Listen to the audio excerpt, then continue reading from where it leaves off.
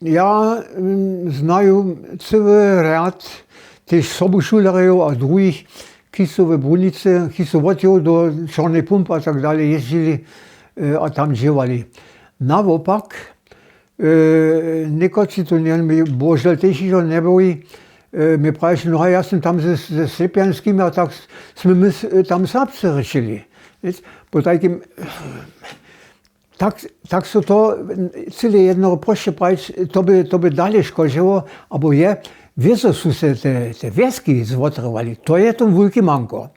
Ale za tu rycz, tun w drugich sach, kiż nie bych upotrycheli od Brunicy, nie mieście to za mnie żaden wpływ.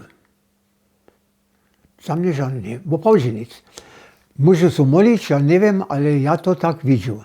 A však sam netko te 100 let to całe ulice sledował, a znaju jak je to biežalo.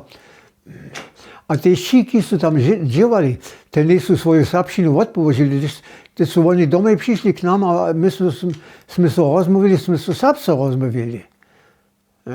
Po takim, cyle tak absolutnie so to nie da rec.